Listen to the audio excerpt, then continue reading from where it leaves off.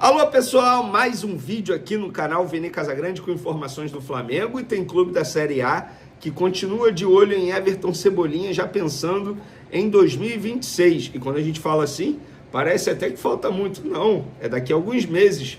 Estamos no meio de setembro já, daqui a pouco é dezembro e aí tem a janela de transferência novamente, os clubes vão se movimentar e esse time da Série A quer tirar o Everton Cebolinha do Flamengo. Eu vou querer saber de vocês, torcedores, se vocês querem continuar com Everton Cebolinha para 2026 ou acham melhor negociá-lo e assim o Flamengo buscar um outro jogador para repor o elenco, porque atualmente o Everton Cebolinha serve para compor o elenco. Ele está longe de ser um dos jogadores mais utilizados pelo técnico Felipe Luiz. Vamos falar também sobre Pulgar, por falar nisso. Quando que o jogador volta? A gente vai trazer essa atualização aí envolvendo o Pulgar. E o Estudiantes tem dois desfalques extremamente importantes para pegar o Flamengo nessa quinta-feira. A gente vai dizer quais são esses jogadores. E o momento do Estudiantes, ó, é péssimo, tá? Eu vou trazer aqui alguns números para vocês verem. O Flamengo é muito favorito. Isso tudo e muito mais no vídeo de agora. Mas antes, gostaria de pedir para você se inscrever no canal, soltar o dedo no like, ativar a notificação e também compartilhar esse vídeo com todos os amigos e não deixe de hypar o vídeo também, isso é importante.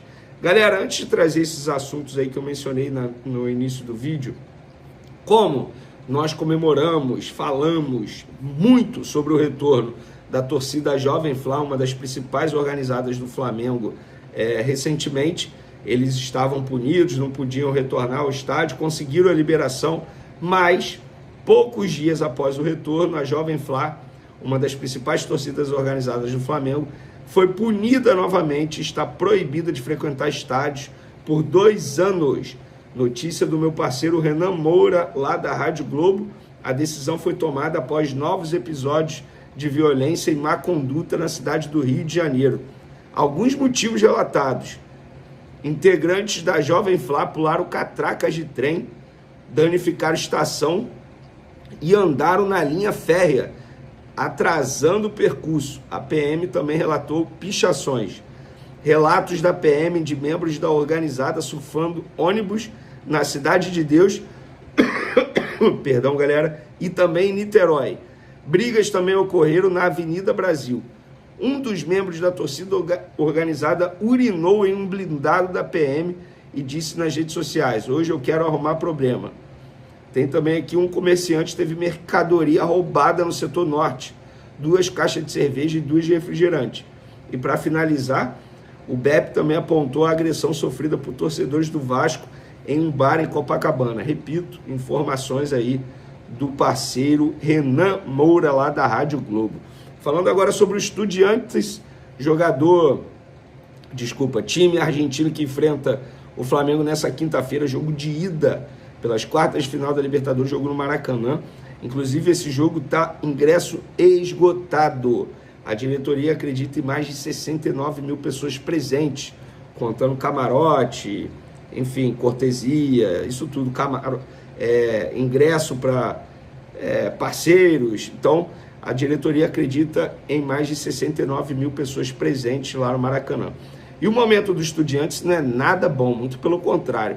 Nos últimos 5 jogos, 3 derrotas, 1 empate e apenas 1 vitória. O time argentino tomou 7 gols e fez apenas 4.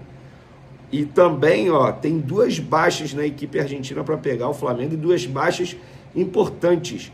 O Estudiantes divulgou um boletim médico de jogadores que vão desfalcar a equipe contra o Flamengo.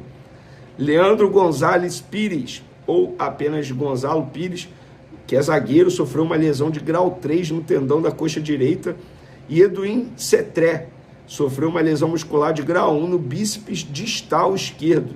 Nenhum dos jogadores estará disponível para a viagem ao Brasil. Para quem não sabe, o Gonzalo Pires é um zagueiro titular central absoluto. Ele chegou há alguns meses do River Plate.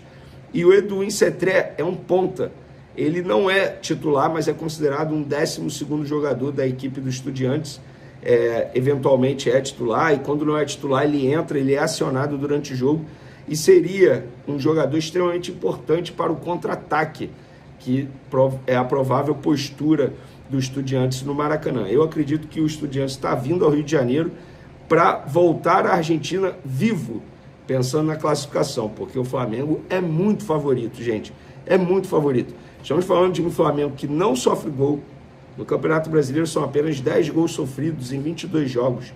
Estamos falando de um Flamengo que é avassalador, que quando resolve converter as oportunidades criadas, faz o que fez, por exemplo, contra o Vitória, contra outras equipes, contra o Juventude. Enfim, é um time muito bem treinado, um time extremamente maduro. Tanto é que lá no Twitter, quando eu trouxe essas informações sobre Estudiantes, muito torcedor perguntando: e aí, você fica animado ou fica triste vendo isso? Porque muita gente tem medo da tal flamengada. E eu respondi: atualmente, com o Felipe Luiz, o torcedor do Flamengo tem que ficar animado por conta do momento do adversário. Por que eu falo isso? O Flamengo hoje atingiu um nível de maturidade técnica e tática que eu não vi no Flamengo, sei lá, desde 2019, gente.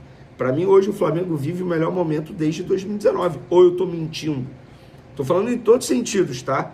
Dentro de campo, fora de campo. Mas dentro de campo, primeiro, é o melhor elenco, sem sombra de dúvidas, e contando 2019. Porque esse elenco é melhor do que o elenco de 2019. É um elenco extremamente equilibrado. Antes da janela de transferência, eu falava que o elenco do Palmeiras era mais equilibrado. E são dois times que investiram pesado. Hoje o elenco do Flamengo é melhor e é mais equilibrado, pelo menos na minha concepção, tá? Então acho que o torcedor do Flamengo tem que ficar animado. E sobre o Flamengo, prováveis desfalques, Jorginho e Alexandre, a gente vai saber tudo na atividade dessa tarde, né? Porque vai ser o último treino antes desse duelo. Mas Bruno Henrique e Varela retornam e Alexandre e Jorginho são dúvidas, a gente vai saber. Sobre Pulgar, galera, muita gente me perguntando aí quando o Pulgar volta. A informação que eu tenho é que deve ser só em outubro, tá? Porque ele vai iniciar um processo agora que é uma fase extremamente importante, com a fisioterapia, enfim, tem todo um protocolo que está sendo cumprido com o Pulgar, então não adianta acelerar o retorno dele, até porque o Saúl está muito bem, obrigado.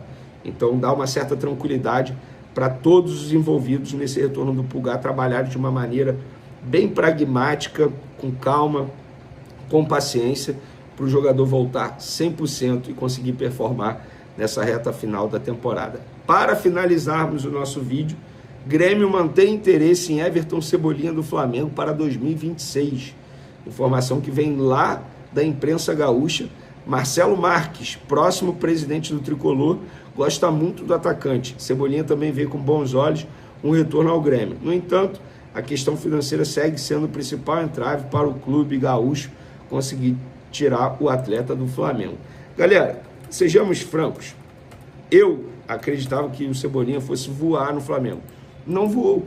Acontece, não foi por falta de tentativa e vontade do jogador, foram vários fatores. O contrato dele é até dezembro de 2026. Eu acho o seguinte, chegou o momento de negociá-lo. E quando eu falo isso, é pensando já no início de 2026. Por quê? Ele vai ter apenas um ano de contrato. A partir do meio de 2026 ele pode assinar o pré-contrato e sair de graça do Flamengo. Então negocia logo, abre uma boa brecha na folha salarial, porque Cebolinha é um jogador que tem um salário alto e está tudo bem. Ele veio como uma contratação de peso, custando quase 100 milhões de reais aos cofres do Flamengo, a gente vai lembrar disso. Depois de uma boa passagem pelo Grêmio, chegou ao Benfica, não conseguiu render tanto, foi um dos destaques da seleção brasileira em Copa América, mas não rendeu no Flamengo e está tudo bem, sofreu com problemas físicos. Então chegou o momento de negociá-lo. Eu acho até que já deveria ter negociá-lo nessa janela de transferência que passou, mas agora, tudo bem, ele agrega da maneira que pode agregar nessa reta final de 2025 e em 2026 o Flamengo já pensa aí numa saída dele para negociá-lo. Pelo menos é a minha visão, o que eu faria se eu fosse dirigente e até mesmo se eu fosse treinador do Flamengo, pensando aí em 2026. Mas é aquilo também, a gente não sabe nem como é que vai ser com o Felipe Luiz ainda, é uma incógnita, gente. Embora eu esteja torcendo para ele renovar, mas o contrato dele é até dezembro também. Ele pode não renovar, a gente está falando de futebol. No futebol tudo pode acontecer. Mas, pelo menos eu dei minha opinião aí sobre o Everton Cebolinha e eu quero saber de vocês. Vocês acham que o Flamengo tem que negociá-lo ou não? Tem que ficar com ele e até uma renovação de contrato, porque o contrato dele está chegando ao fim. Quero saber a opinião de vocês, podem comentar à vontade. Tamo junto, galera. Fui!